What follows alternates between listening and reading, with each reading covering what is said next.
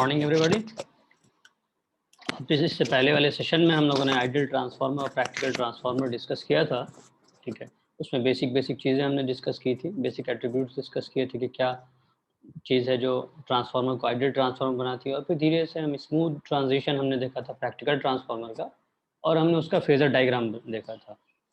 अब चूंकि ट्रांसफार्मर हम जानते हैं कि प्राइमरी साइड और सेकेंडरी साइड बिल्कुल आइसोलेटेड होता है, इलेक्ट्रिकली कनेक्टेड नहीं होता है, एक मैग्नेटिक सर्किट के जरिए कनेक्टेड होता है। तो कभी भी एनालिसिस के लिए हमारे पास एक ज़रूरी है कि हम उस ट्रांसफार्मर का एक इक्विवेलेंट सर्किट देखें। तो आज हम आपसे इस सेशन में equivalent circuit of transformer he discuss करेंगे। तो सबसे पहले आइए हम समझते हैं कि इक्विवेलेंट सर्किट का मतलब क्या होता है। इक्विवेलेंट सर्किट किसी भी डिवाइस के लिए हो सकता है। यहाँ हम ट्रांसफार्मर की बात कर रहे हैं तो स्पेशली ट्रांसफार्मर का टर्म में बताएंगे। लेकिन अगर एक जनरल बात कही जाए कि इक्विवेलेंट सर्किट का आखिर मतलब समझते क्या है, तो किसी भी डिवाइस का इक्विवेलेंट सर्किट से मतलब होता है उस डिवाइस को रिप्रेजेंट करना with the help of active और पैसिव एलिमेंट्स। ठीक है, कुछ एक्टिव एलिमेंट्स हो सकते हैं उसमें उसमें कुछ पैसिव एलिमेंट्स हो सकते हैं, इस तरह से ताकि उसके एनालिसिस और उसके परफॉर्मेंस का प्रोडिक्शन किया जा सके। ठीक है, मैं फिर से रिपीट करता हूँ, इसको ध्यान से समझिए, क्योंकि किसी भी डिवाइस का जिसका अगर हम एनालाइज करना चाहते हैं तो हमारे पास स्पेशली इलेक्ट्रिकल इंजीनियरिंग में उसका एक सर्किट होना चाहिए, ताकि उसके बेसिस पे उसके हम परफॉर्मेंस को जज कर सकें, परफॉर्मेंस को प्रिडिक्ट कर सकें, एनालाइज कर सकें। तो क्या होता है, ये रिप्रेजेंटेशन ऑफ एनी डिवाइस और in this case transformer with the help of passive और एक्टिव एलिमेंट्स। कोई वोल्टेज सोर्स हो सकता है, कुछ इंडक्टर हो सकते हैं, कुछ रेजिस्टर्स हो सकते हैं। ठीक है, that can be used to analyze and predict the performance of a device is known as the equivalent circuit। तो यहाँ हम जब ट्रांसफार्मर की बात करेंगे तो ट्रांसफार्मर को भी कुछ हम सर्किट पैरामीटर से रिप्रेजेंट करेंगे।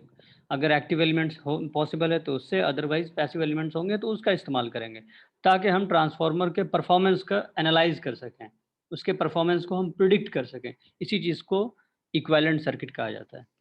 ठीक है, आज हम इसी चीज़ को आगे डिस्कस करेंगे कि आखिर इक्विवेलेंट सर्किट ऑफ ट्रांसफार्मर कैसे बनाएं, और डिफरेंट अप्रोक्सीमेशन लिया जाता है हमारी रिक्वायरमेंट के हिसाब से, ताकि उसके परफॉर्मेंस को प्रिडिक्ट किया जा सके। फिर इसी चीज़ से आगे आप बढ़ के देखेंगे तो आपको एनालिसिस और प्रिडिक्शन का मतलब समझ में आएगा। जब मैं आपसे डायरेक्ट लोडिंग और इनडायरेक्ट लोडिंग ऑफ टेस्ट की बात करूँगा, ठीक है, ट्रांसफार्मर की, तब आप इसको ज़्यादा समझेंगे।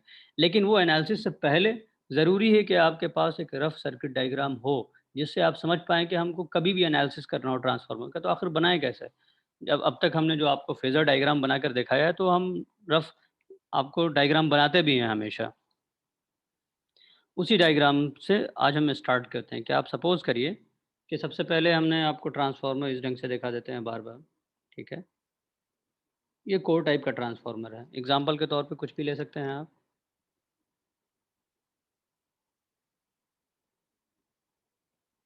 ये रिप्रेजेंटेशन हुआ, लेकिन ये सर्किट तो नहीं है। ठीक है? तो इसके आगे हम जाएँगे इसका इक्विवेलेंट सर्किट बनाने के लिए। ठीक है? पहले मैं इसी के साथ-साथ आपको रेफर टू प्राइमरी और रेफर टू सेकेंडरी जो अब तक मैं इस्तेमाल करता आ रहा था, उसी चीज़ को यहाँ एक्सप्लेन कर दूँगा। उसके बाद आपको एग्ज़ैक्ट इक्विवेलेंट सर्किट वगैरह मैं बताऊँगा। ठीक है? तो इस सर्किट को देखिए, यहाँ पर हमने चूँकि बताया है कि प्रैक्टिकल ट्रांसफार्मर है, तो इसमें R की वैल्यू नॉन ज़ीरो होगी, सिमिलरली X की वैल्यू नॉन ज़ीरो होगी, प्राइमरी साइड और सेकेंडरी साइड दोनों। यहाँ R1 X1 लगा सकते हैं, सिमिलरली R2 की वैल्यू नॉन ज़ीरो होगी, X2 की वैल्यू नॉन ज़ीरो होगी। यानी इसमें वाइंडिंग में कुछ रेजिस्टेंस होगा, वाइंडिंग में कुछ रेजिस्टेंस होगा। यहाँ फ्लक्स में लीकेज होगा, फ्लक्स में लीकेज होगा। ठीक है? यहाँ ईएमएफ इंड्यूस होता है, इधर भी ईएमएफ इंड्यूस होता है, यहाँ करंट आएगा, यहाँ भी करंट आएगा। ठीक है? और यहाँ फ्लक्स का फ्लो होता है। यही चीज़ें हम जानते हैं। अब इसको हम सर्किट के टर्म्स में किस ढंग से दिखाएँ, ये हम दिखाएँगे, और इसी यही मेरा आज का टॉपिक है। इसी को इक्विवेलेंट सर्किट कह रहे हैं। ठीक है? तो आइए स्टार्ट करते हैं। हमने सबसे पहले रेजिस्टेंस से रिप्रेजेंट कर दिया, प्राइमरी साइड की है वाइंडिंग का रेजिस्टेंस है, आर से। फिर रिएक्टेंस से दिखाएँगे कि फ्लक्स हमारा लीक कितना कर रहा है।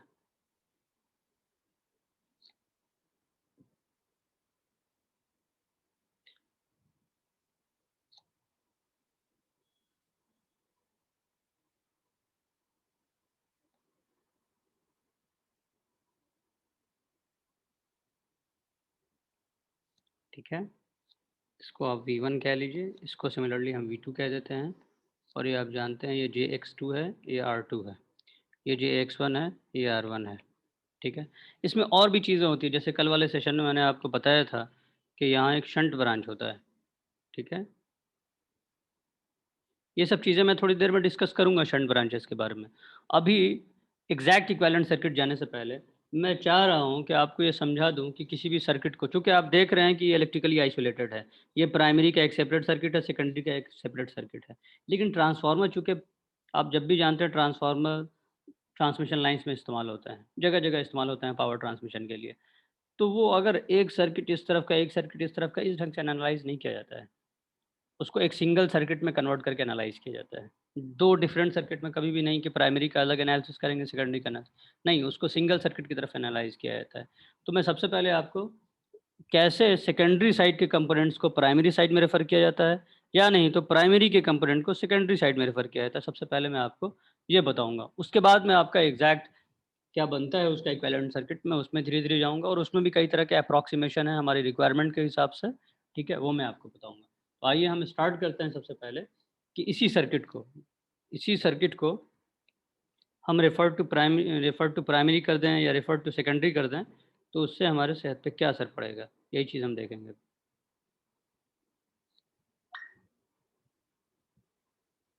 ठीक। अब आप इसी सर्किट को देखिए, मैं सबसे पहले केस ले रहा हूँ कि जो भी सर्किट है, उसके पैरामीटर्स को हम प्राइमरी साइड में रेफर करेंगे। तो इसके पैरामीटर्स आपको क्या दिख रहे हैं? यहाँ R2 है और यहाँ X2 है। हम चाह रहे हैं कि इसके इफ़ेक्ट को इधर ट्रांसलेट कर दें। तब उसको कैसे ट्रांसलेट करेंगे? वोल्टेज और करंट आपने देखा है कि किस ढंग से ट्रांसलेट किया जाता है। इसी ढंग से हमने आपको बताया था कि इम्पीडेंस को भी ट्रांसलेट किया जाता है। तो सबसे पहले केस हम यही करेंगे, केस 1 आप इसको अज़्यूम कर लीजिए कि सर्किट को रेफर टू प्राइमरी कर देते हैं।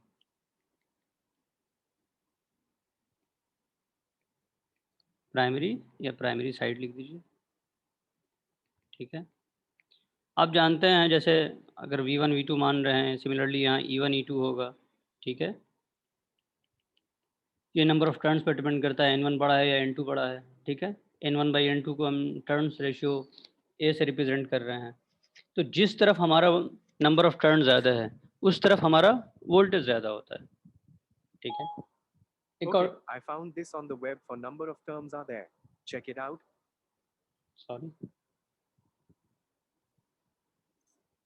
तो यही हम डिस्कस कर रहे हैं कि जिधर नंबर ऑफ टर्न ज़्यादा होता है, उधर वोल्टेज ज़्यादा होता है, ठीक है? जिधर नंबर ऑफ टर्न ज़्यादा होगा, उधर वोल्टेज कम होगा, क्योंकि केवीए रेटिंग दोनों साइड की बराबर होती है। जब हम केवीए रेटिंग डिस्कस कर रहे थे, तो ये हमने आपको बताया था। इम्पीडेंस का क्या है? जिस तरफ नंबर ऑफ टर्न ज़्यादा है, इम्पीडेंस भी उस तरफ ही ज़्यादा होता है। इसको कई और ढंग से भी समझा जा सकता है। नंबर ऑफ टर्न ज़्यादा है, तो नंबर ऑफ वोल्टेज ज़्यादा है, सॉरी, वोल्टेज की रेटिंग ज़्यादा है, वोल्टेज की रेटिंग ज़्यादा है, तो उसमें उधर ज़्यादा इंसुलेशन की रिक्वायरमेंट होगी। ठीक है, इंसुलेशन की रिक्वायरमेंट की वजह से ही ज़्यादा वहाँ पर इम्पीडेंस होगा। तो मैं अभी आपको उस डिटेल में नहीं जाना चाह रहा हूँ, मैं सिर्फ आपको एनालिसिस समझाना चाह रहा हूँ, ताकि आप रिलेशन डायरेक्ट एक मैथमेटिकल इक्वेशन आपको हासिल हो, ताकि आप एनालाइज कर सके परफॉर्मेंस को। ठीक है, वो हम इम्पीडेंस के बारे में कि अच्छा किससे क्या फ़र्क पड़ता है, नहीं पड़ता है, उस चीज़ को हम आगे डिस्कस करेंगे। ठीक है, यहाँ सिंपली हम सबसे पहले रिलेशनशिप देखेंगे R2 का। तो R2 को चूंकि हम प्राइमरी साइड में ले जा रहे हैं, तो इसको क्या कहेंगे? R2 dash. वो होगा किसके बराबर? R2 इंटू जिस साइड ले जा रहे हैं उस साइड के टर्न को ऊपर रखेंगे। प्राइमरी साइड ले जा रहे हैं तो प्राइमरी ऊपर, सेकेंडरी नीचे, इसका स्क्वायर कर देंगे, यानी R2 dash is equal to a square R2 होगा। सिमिलरली अगर आप X2 डैश की बात करें, X2 लिखेंगे और N1/N2 कर देंगे, क्योंकि हम प्राइमरी साइड में ले जा रहे हैं, तो क्या हो जाएगा? ए स्क्वायर X2। तो इसी ढंग से अगर हम चाहें तो डायरेक्टली कंप्लीटली इम्पीडेंस के फॉर्म में नहीं बोल सकते हैं। Z बराबर हम जानते हैं R प्लस JX होता है। तो अलग-अलग एनालिसिस करने से अच्छा है हम डायरेक्टली यहाँ Z के टर्म्स में देख लें कि अगर हम Z सेकेंडरी के Z को प्राइमरी साइड में रेफर करें, जिसको Z2 डैश से रिप्रेजेंट कर रहे हैं, तो सिंपली Z2 इंटू ए स्क्वायर हो जाएगा। तो यही चीज़ हम आपको बताना चाह रहे थे, क्योंकि वोल्टेज और करंट आप जानते हैं कि आपका V1/V2 बराबर E1/E2 बराबर I2/I1, ये ए के बराबर होता है, नंबर ऑफ टर्न्स N1/N2। ये रिलेशन से आप समझ सकते हैं कि वोल्टेज या करंट किस ढंग से एक दूसरे की तरफ ट्रांसफर होगा। लेकिन अब तक आप ये नहीं जान रहे थे कि इम्पीडेंस को किस ढंग से हम सर्किट में रेफर करते हैं। सेकेंडरी को अभी हमने प्राइमरी में किया, इसी ढंग से हम अब प्राइमरी के सर्किट को भी सेकेंडरी में रेफर करके देखेंगे। ठीक है, फिर हम देखेंगे कि अच्छा इनका सर्किट का असर क्या पड़ रहा है, और फिर आगे इक्विवेलेंट सर्किट देखेंगे तो सर्किट को सॉल्व करने में किस ढंग से हेल्प करता है। ठीक है, ये जब हमने इस ढंग से वैल्यू निकाल दिया है तो इक्विवेलेंट सर्किट भी इसके इस ढंग से ड्रॉ किया जा सकता है कि यहाँ R1 हो गया, यहाँ JX1 हो गया।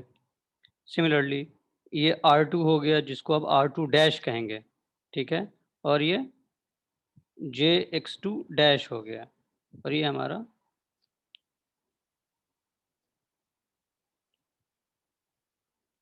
तो जो सेकेंडरी का पैरामीटर था उसको हमने क्या कर दिया, प्राइमरी की तरफ हमने शिफ्ट कर दिया, यही हमने कर दिया। तो अब आपको ये सब के सब सीरीज में दिख रहे हैं। आप इसका R इक्वेलेंट लिख सकते हैं, R1 plus R2 dash. Similarly आप X इक्वेलेंट लिख सकते हैं, JX1 plus X2 dash. Similarly आप चाहें तो Z इक्वेलेंट करके लिख सकते थे, R equivalent plus JX equivalent, ठीक है। तो यहाँ पर एनालिसिस आसान हो जाता है। तो हमने क्या किया यहाँ पर सेकेंडरी के जो पैरामीटर्स हैं हमारे, ठीक है, R और X, उसको हमने प्राइमरी साइड में रेफर कर दिया। सेम काम को हम ऐसा भी कर सकते हैं कि हम प्राइमरी में रेफर करने के बजाय प्राइमरी के पैरामीटर्स को हम सेकेंडरी में रेफर करते हैं, ठीक है। इसको हम लिख देते हैं रेफर टू सेकेंडरी। ये मैं इसलिए बता रहा हूँ क्योंकि आगे जो भी न्यूमेरिकल सॉल्व करेंगे ना तो इन सब पैरामीटर्स की ज़रूरत पड़ेगी। फिर इसी के बाद हम आपको पर यूनिट सिस्टम बताएंगे, ठीक है। सबसे ज़्यादा इस्तेमाल उसी का होता है एक्चुअल में।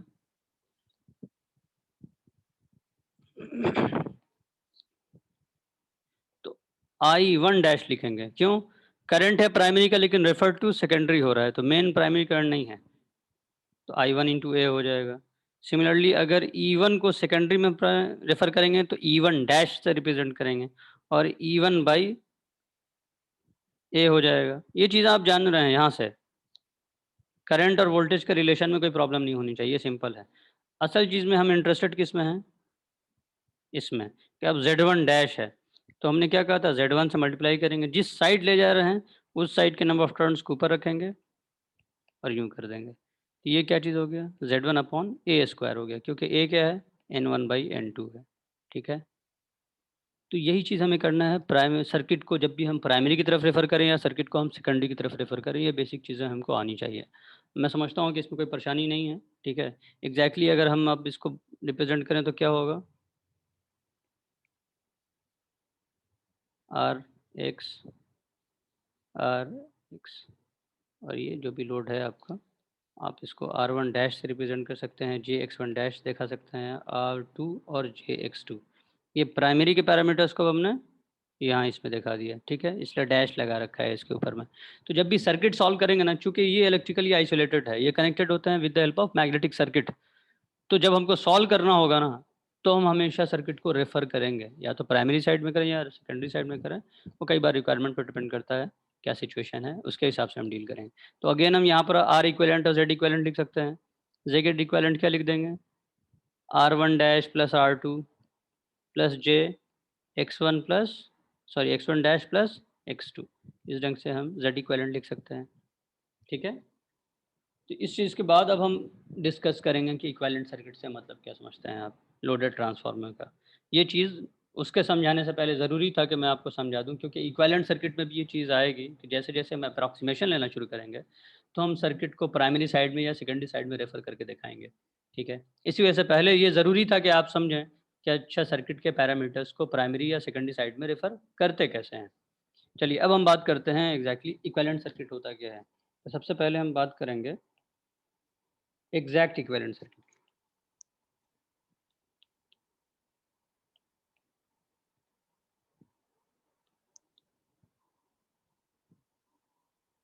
वाइंडिंग का रेजिस्टेंस R से रिप्रेजेंट होगा, लीकेज फ्लक्स X से रिप्रेजेंट होगा।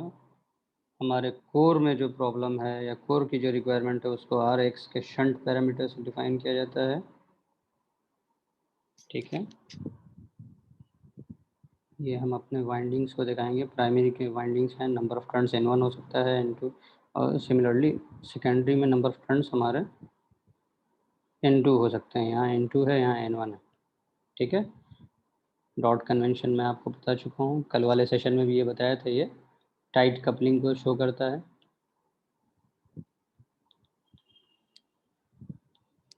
सिमिलरली सेकेंडरी साइड में भी रेजिस्टेंस और इंडक्टेंस आएगा, और इसके बाद क्या होगा, इसके बाद यहाँ आपका लोड कनेक्ट हो जाएगा। तो ये है आपका एग्जैक्ट इक्विवेलेंट सर्किट, ठीक है। एग्जैक्ट इक्विवेलेंट सर्किट है जिसमें यहाँ फ्लो होने वाले करंट को हम I2 डैश कह रहे हैं, यहाँ जाने वाले करंट को I0 यानी एक्साइटिंग करंट या नो लोड करंट कहते हैं, यहाँ जो सोर्स से करंट ड्रॉ कहते हैं इसको I1 कहते हैं, यहाँ जो करंट फ्लो हो रहा है उसको I2 कहते हैं। ये R1 है, ये JX1, ये R2 है और ये JX2 है। अब इसमें कई तरह के अप्रॉक्सीमेशन लिया था, लेकिन उस अप्रॉक्सीमेशन के डिस्कस करने से पहले थोड़ा सा हम इसके बारे में डिस्कस कर लेंगे। थोड़ा बहुत पहले बता चुका हूँ, थोड़ा सा और बता देता हूँ। कल जब मैं फेज़र डायग्राम बना रहा था आपका प्रीवियस सेशन में, जब मैं आपको आइडियल ट्रांसफार्मर पढ़ाया था, जब मैंने प्रैक्टिकल ट्रांसफार्मर पढ़ाया था, जब आपको फेज़र डायग्राम्स ड्रॉ कर रहा था, तो हर बार आप देख रहे थे कि मैंने कुछ यूँ किया था। फ्लक्स, इधर आप वोल्टेज मान लीजिए, ठीक है। हम कुछ यहाँ करंट को दिखा रहे थे I नॉट।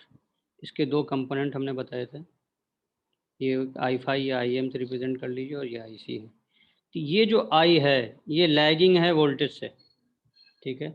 ये फाई की वैल्यू 80 से 85 डिग्री होती है, ठीक है। तो ये मैं इतना उठा कर दिखा रहा हूँ, लेकिन इतना उठा हुआ होता नहीं है एक्चुअल में, वो ऑलमोस्ट फ्लक्स से ज़रा सा बिल्कुल ऊपर होता है। आप सोच रहे हैं ये कंप्लीट एंगल 90 डिग्री है, तो अगर ये 85 डिग्री होगा तो ये कहाँ होगा। तो उसको शो करने के लिए मैं थोड़ा बड़ा बना रहा हूँ ताकि आपको चीज़ें क्लियर हो जाए। तो ये जो एंगल है फाई या फाई नॉट से रिप्रेजेंट कर लीजिए आप, ठीक है। आई नॉट से दिखा रहे हैं करंट के, तो इसको फाई नॉट से रिप्रेजेंट कर लीजिए। ये है आपका 80 से 85 डिग्री। और इस एंगल, ये जो एंगल दूसरा वाला है, कलर चेंज कर लेने दीजिए, ये जो एंगल दूसरा वाला है इसको कहते हैं एंगल ऑफ हिस्टेरेटिक एडवांस,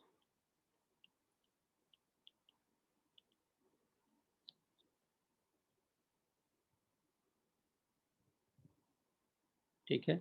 जिस ढंग से बी एच कर्व में हम जब प्लॉट कर रहे थे बी एच कर्व, तो हमने देखा था यहाँ से जाने के बाद ये पहले यहाँ पर बी और एच, या नहीं तो इसको हम करंट और फ्लक्स के फॉर्म में रिप्रेजेंट कर सकते हैं। तो जब हम डीमैग्नेटाइज कर रहे थे, वापस आ रहे थे, तो हमने देखा था क्या कि करंट पहले ज़ीरो पहुंच जाता है और फ्लक्स तब तक ज़ीरो नहीं पहुंचता है, यानी फ्लक्स लैग कर रहा होता है करंट से। कौन से करंट से? जिसकी वजह से फ्लक्स आया है।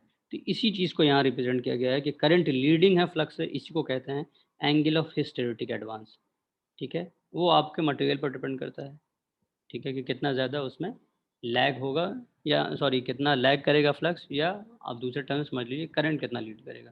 लेकिन ज़्यादा चीज़ क्या है यहाँ पर, ये जो एंगल है ये 80 से 85 डिग्री होता है। ये ऑलमोस्ट फ्लक्स के लाइंस में होता है, बहुत ज़्यादा वेरिएशन नहीं होता है। ये जो चीज़ें डिफरेंस है ना, ये बहुत ज़्यादा नहीं होती, रिटेंटिविटी बहुत ज़्यादा नहीं होती। लेकिन अगेन ये सब के सब चीज़ें डिपेंड करता है कि कौन सा मटेरियल है आपका कोर का, ठीक है। अगेन ये सब चीज़ें मटेरियल पर डिपेंड करती है कि क्या चीज़ है। जब हमने आपको हिस्टैरिसीस लॉस वगैरह बताया था और कोर लॉस डिस्कस किया था सेशन में, तो ये चीज़ें मैं आपको बता चुका हूँ, ठीक है। साथ ही साथ अब हम जानेंगे कि आई नॉट की वैल्यू, जिसको हम एक्साइटिंग करंट कह रहे हैं, इसकी वैल्यू होती कितनी है। इसकी वैल्यू 2 से 5% ऑफ फुल लोड करंट होती है। जो फुल लोड करंट सर्किट में फ्लो हो रहा होता है, आप मान लीजिए कि करंट है, फुल लोड करंट है, नॉर्मल कंडीशन है ट्रांसफार्मर के ऑपरेशन का, तो अगर इसमें 100 एम्पियर फ्लो हो रहा होगा ना, तो यहाँ 2 एम्पियर से 5 एम्पियर तक फ्लो हो रहा होगा। इसकी रिक्वायरमेंट बहुत कम होती है। क्यों? ये मिनिमम करंट है जो कि फ्लक्स के एस्टैब्लिशमेंट के लिए नेसेसरी है कोर में। तो चूंकि कोर में फ्लक्स का एस्टैब्लिशमेंट है, इस वजह से कुछ ना कुछ कोर लॉसेस भी होगा, जिसको आरसी और यहाँ एक्स वाई से रिप्रेजेंट करते हैं, ठीक है। असल रिक्वायरमेंट क्या है हमारी यहाँ? फ्लक्स का जनरेशन, फ्लक्स का एस्टैब्लिशमेंट इन द कोर। तो वो मिनिमम पॉसिबल करंट होगा। मिनिमम क्यों होगा? अगेन क्योंकि हम परमिएबिलिटी ऑफ द कोर को काफ़ी हाई रखेंगे, मटेरियल कोर का ऐसा इस्तेमाल करेंगे जिससे हमारी परमिएबिलिटी काफ़ी हाई रहे, ठीक है। पर आइडियल ट्रांसफार्मर में मैंने आपको बता दिया था कि परमिएबिलिटी क्या होगा, इनफाइनाइट होगा, जिसकी वजह से आई नॉट की वैल्यू जीरो हो जा रही थी। प्रैक्टिकल ट्रांसफार्मर में क्या होगा, इनफाइनाइट नहीं होगा, फाइनाइट होगा, लेकिन उसकी वैल्यू जितनी ज़्यादा हो सके वो हमारे लिए बेहतर है। जितना ज़्यादा होगा हमको उतना कम नो लोड करंट या उतना कम एक्साइटेशन करंट की ज़रूरत होगी फ्लक्स को मैग्नेटिक सर्किट में एस्टैब्लिश करने के लिए। तो जो एक्चुअल में हमने ऑब्जर्व किया है, ये पाया गया है कि जो आई नॉट यानी एक्साइटिंग करंट है, एक्साइटेशन करंट, वो 2 से 5% ही होता है फुल लोड करंट का, ठीक है। इसी चीज़ को आगे इस्तेमाल भी किया जाएगा जब इक्विवेलेंट सर्किट को हम सिंप्लीफाई करने की कोशिश करेंगे, तो इस फैक्टर्स को ध्यान दिया जाएगा कि सिर्फ 2 से 5% है फुल लोड करंट का, ठीक है। इस चीज़ को आप अच्छे से ध्यान में रखेंगे। ये जो करंट है आपका कि 2 से 5% होता है ये भी, और ये कितना एंगल से लैग कर रहा होता है वोल्टेज से, ठीक है, यानी प्योरली इंडक्टिव इन नेचर होता है, क्योंकि कोर का नेचर कैसा है, इंडक्टिव नेचर का है। उसके अंदर रेजिस्टेंस का डोमिनेंस नहीं है, ठीक है, इस चीज़ को याद रखें। तो उसका एंगल क्या उतना होता है, 80 से 85 डिग्री होता है। चलिए अब थोड़ा सा हम करते क्या हैं कि इक्विवेलेंट सर्किट को सिंप्लीफाई करने की कोशिश करते हैं, ठीक है। ये जो सर्किट हमने आपको अभी बनाया है, ठीक है, ये टी सर्किट वगैरह भी कहलाता है, एग्जैक्ट इक्विवेलेंट सर्किट भी कहते हैं। तो इसका जो कई ढंग से अप्रॉक्सीमेशन लिया जाता है। फर्स्ट अप्रॉक्सीमेशन सर्किट हो सकता है, फिर उसको और सिंप्लीफाई करके डायरेक्ट फाइनल अप्रॉक्सीमेशन सर्किट बना सकते हैं। कई ढंग से है, लेकिन आपको हम धीरे धीरे अप्रॉक्सीमेशन की तरफ ले जाएंगे और अगेन हर एक सर्किट में refer to primary, refer to secondary करके हम देखेंगे, ठीक है। इसी चीज़ को अब हम आगे डिस्कस करते हैं।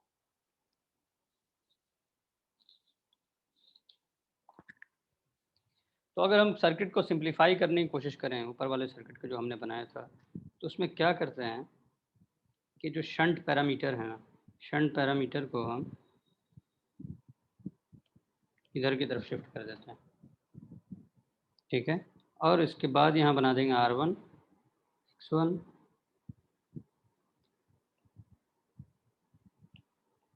एज इट इज़, जैसे बना रहे थे हम R2 और X2। ये बाकी लोड है आपका।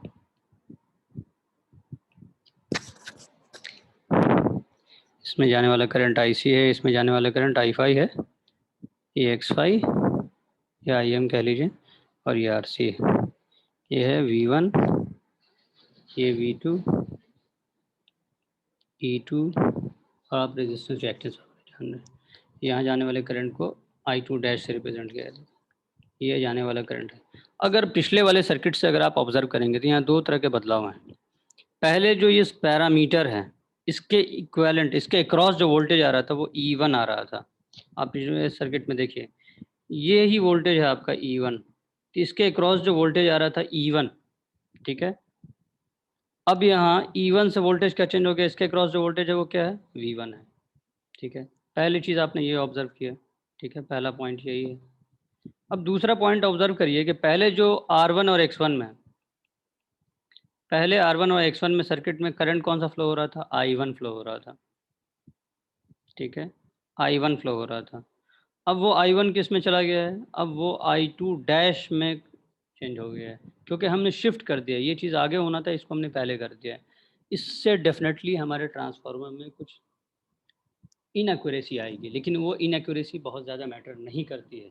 उसकी वजह ये है कि आपने यहाँ पर वोल्टेज को क्या कर दिया, बढ़ा दिया, जिसकी वजह से ये लॉस बढ़ जाएगा, ठीक है। कोर में होने वाले लॉसेज स्लाइटली ज़्यादा दिखेंगे, क्योंकि जो वोल्टेज V1 है वो E1 से ज़्यादा होता है। लेकिन अगर हम दूसरी तरफ कॉपर लॉसेस की बात करें, ठीक है, जो I² R लॉस की बात करें, तो पहले हमारा कॉपर लॉस ज़्यादा हो रहा था, क्योंकि हमारा I1 इज़ ग्रेटर देन क्या है, I1 एक्चुअल में है क्या चीज़, I0 प्लस I2 डैश है ना। तो अब हम पहले ये करंट दे रहे थे जो कि इन दोनों का समेशन था, तो ज़्यादा कॉपर लॉस था, ठीक है, वाइंडिंग में लॉसेस ज़्यादा थे। अब इस करंट के बजाय इस पर चले गए हैं, तो हमारे वाइंडिंग के लॉसेस घट गई ना। तो यही काम हम करते हैं अप्रॉक्सीमेशन सर्किट में, कि ये जो शंट का ब्रांच है इसको पहले हम थोड़ा शिफ्ट कर देते हैं, ठीक है। इससे धीरे धीरे हम सिंप्लीफिकेशन पे जा रहे हैं। उसके बाद मैं आपको बताऊंगा कि आखिर हम ये चाह क्या रहे हैं आपको बताना। हर एक सेटअप करके हम देख लेते हैं अच्छा किससे क्या फ़र्क पड़ा है। तो यहाँ पर भी लॉसेस से बहुत फ़र्क नहीं पड़ा है। अब इसी चीज़ को हम क्या कर सकते हैं कि अगेन सेकेंडरी सर्किट के पैरामीटर्स को उठा के प्राइमरी सर्किट में ले जाएं, रेफर टू प्राइमरी कर लें, या प्राइमरी के पैरामीटर्स को रेफर टू सेकेंडरी कर लें, ठीक है। मैं कोई एक बताता हूँ, बाकी आप खुद से करके देख लीजिएगा, ठीक है।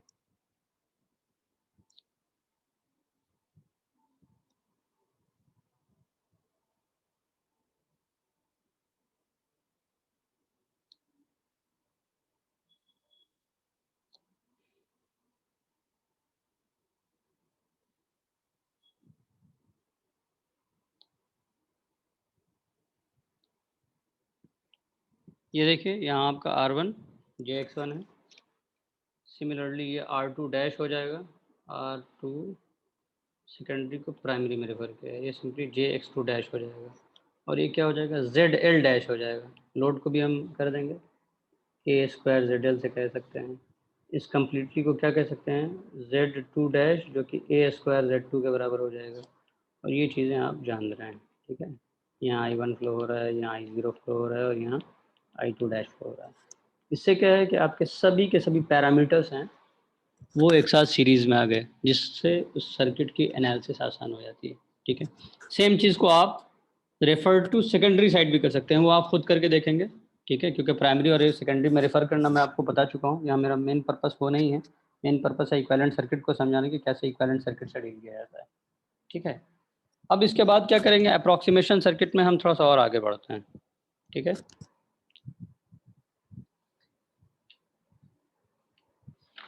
क्योंकि हमने आपको बताया कि हमारा आई नॉट की वैल्यू 2 से 5% ऑफ फुल लोड करंट ही है, और 2 से 5% करंट ज़्यादा नहीं होता है। अगर आप 100 में 2 घटाएंगे इनएक्यूरेसी डेफिनेटली आएगी, लेकिन इनएक्यूरेसी का आप एनालिसिस पे देखिए, इस शंट पैरामीटर अगर इस सर्किट में नहीं होता, ठीक है, तब ये कंप्लीट जितने पैरामीटर्स हैं सब के सब सीरीज में होते हैं ना, तब इसकी एनालिसिस कितनी सिंपल हो जाती है। इसी वजह से for the sake of simplification हम अप्रॉक्सीमेट इक्विवेलेंट सर्किट में करते क्या है, या फाइनल आप अप्रॉक्सीमेशन ले लीजिए, तो फाइनल अप्रॉक्सीमेशन सर्किट में हम इस शंट पैरामीटर को ही गायब कर देते हैं, हम आई नॉट की वैल्यू 0 मान लेते हैं। तो आई नॉट की वैल्यू 0 का क्या मतलब है, इधर कोई करंट जा ही नहीं रहा है, इधर कोई सर्किट है ही नहीं, क्योंकि जैसे ही अगर कोई शंट ब्रांच दीजिएगा तभी उसमें पॉसिबिलिटी बनती है कि थोड़ा करंट जाएगा। तो यहाँ हम for the sake of simplification, आप इस चीज़ को समझिए, सिर्फ और सिर्फ एनालिसिस के पर्पज से हम इस काम को कर रहे हैं, अदरवाइज बगैर शंट पैरामीटर के, क्योंकि शंट पैरामीटर ही कोर को रिप्रेजेंट कर रहा है, कोर लॉस को रिप्रेजेंट कर रहा है, फ्लक्स के सेटअप को रिप्रेजेंट कर रहा है, फ्लक्स के जनरेशन को रिप्रेजेंट कर रहा है। तो बगैर शंट पैरामीटर का ट्रांसफार्मर का कोई कॉन्सेप्ट है नहीं। लेकिन चूंकि हम न्यूमेरिकल प्रॉब्लम्स की बात करेंगे, हम उसके एनालिसिस की बात करेंगे, प्रोडिक्शन की बात करेंगे बिहेवियर का, तब हम वहाँ पर इस चीज़ को देख रहे हैं कि सर्किट को किस ढंग से सिंप्लीफाई कर सकते हैं। क्योंकि हम यहाँ डिस्कस क्या कर रहे हैं, इक्विवेलेंट सर्किट, कि कुछ एक्टिव एलिमेंट्स या कुछ पैसिव एलिमेंट्स के हेल्प से जो हमारा डिवाइस है, यानी यहाँ जो ट्रांसफार्मर है, उसको हम रिप्रेजेंट कर सकें ताकि उसके एनालाइज किया जा सके और उसके परफॉर्मेंस को प्रिडिक्ट किया जा सके। इसी वजह से, और धीरे धीरे हम बाकी अप्रॉक्सीमेशन लेके देख रहे हैं कि इसके क्या प्रोज कॉन्स हैं, क्या फ़ायदा है क्या नुकसान है। तो इस शंट पैरामीटर्स के हटा देने से, इस शंट ब्रांच के हटा देने से सर्किट में उतना लॉस नहीं, उतनी इनएक्यूरेसी नहीं आती जितना कि एनालिसिस में आसानी हो जाती है। इसी वजह से, क्योंकि आई नॉट की वैल्यू 2% से 5% है, इसी वजह से आई नॉट की वैल्यू को हम इग्नोर कर देंगे, ये शंट पैरामीटर्स को ही हटा देंगे। अगर आई नॉट की वैल्यू ज़्यादा होती, जैसे हम ट्रांसफार्मर अभी पढ़ रहे हैं, हम बाद में इंडक्शन मशीन भी पढ़ेंगे, जब एसी मशीन्स पढ़ेंगे तो वहाँ पर भी एक्साइटेशन करंट होता है, लेकिन वहाँ एक्साइटेशन करंट की वैल्यू 30% से 40% होती है। तो 30% 40% बहुत ज़्यादा होता है, तो वहाँ पर हम शंट पैरामीटर्स को वहाँ पर इग्नोर नहीं कर सकते हैं। लेकिन चूंकि यहाँ पर शंट पैरामीटर में जाने वाले करंट का मैग्नीट्यूड, यानी हमारा एक्साइटेशन करंट का मैग्नीट्यूड इतना कम है कि जिसको फुल लोड के रिस्पेक्ट में अगर हम नज़रअंदाज कर दें तो हमारे ट्रांसफार्मर में जो एरर है उस पर बहुत ज़्यादा फ़र्क नहीं पड़ रहा, इनएक्यूरेसी बहुत ज़्यादा नहीं होती है। इसी वजह से यहाँ पर अब हम इस पैरामीटर को हटा देंगे, और अब हम जो सर्किट बनाएंगे वो देखिए, one of the simplest circuit बनेगा। क्या करेंगे आप, ठीक है, आप चाहें तो फिर से ऐसे करके बना लीजिए,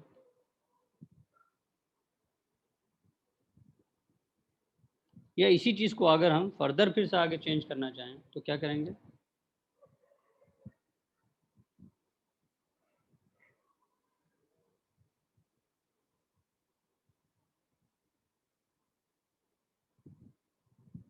ये कर सकते हैं ना, या हम सेकंड वाइंडिंग के सेकेंडरी साइड के सब पैरामीटर्स को प्राइमरी साइड में शिफ्ट कर दें, या यही काम कर सकते हैं कि इधर के पैरामीटर को उस तरफ ले जाके दिखा सकते हैं।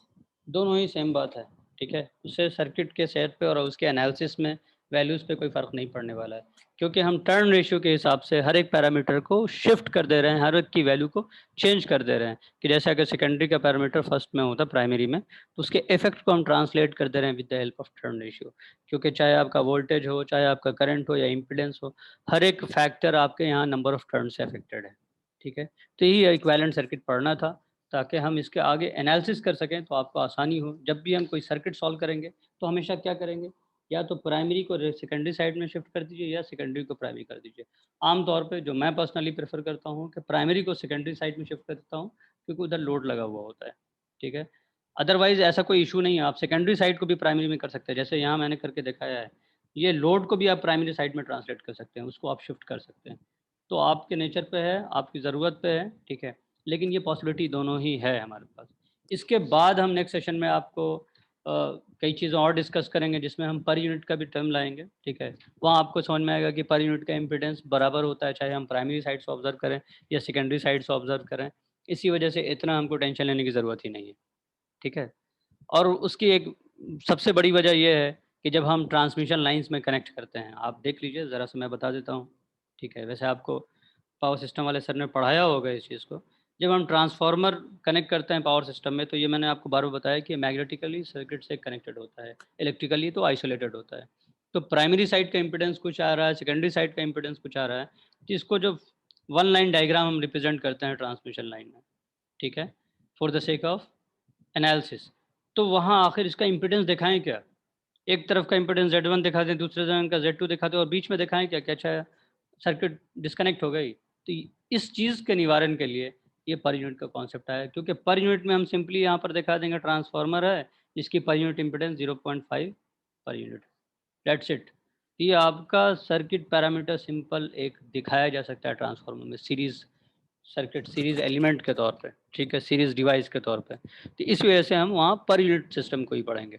लेकिन आज हमें मेनली जानना था कि इक्विवेलेंट सर्किट क्या होता है, और इक्विवेलेंट सर्किट क्या होता है मैंने आपको बता दिया। डिफरेंट कंडीशन में इक्विवेलेंट सर्किट ड्रॉ करके दिखा दी। डिफरेंट एप्रोक्सीमेशंस हैं, ठीक है, वो दिखा दी। फाइनल एप्रोक्सीमेशन यही है कि जो आपका शंट पैरामीटर होता है इसको हम हटा देते हैं, क्योंकि जो आपका एक्साइटेशन करंट है, जो शंट पैरामीटर में करंट जा रहा होता है, उसकी वैल्यू सिर्फ 2 से 5% तक होती है, जिसको हम इग्नोर कर सकते हैं। इससे जो हमारे एनालिसिस में इनएक्यूरेसी आती है, वो नेग्लिजिबली स्मॉल है, उसको नज़रअंदाज किया जा सकता है अगर हम सिंप्लिसिटी के रिस्पेक्ट में देखें तो। हमेशा अगर आपको कुछ चाहिए तो कुछ ना कुछ लॉस होता है, at the cost of something हमको कुछ मिलता है। तो यहाँ वही है, हम थोड़ा-सा इनएक्यूरेसी को ले लेते हैं, लेकिन हम सर्किट को काफ़ी ज़्यादा सिम्प्लीफाई कर देते हैं, क्योंकि आप देख रहे हैं फिर सर्किट के सभी पैरामीटर आपके सीरीज़ में कनेक्ट हुए थे। तो आज यही डिस्कस करना था। इसके बारे में अगर आपको कोई समझने में परेशानी हो तो आप मुझे कमेंट करके ज़रूर बताइए। Thank you. Thank you very much.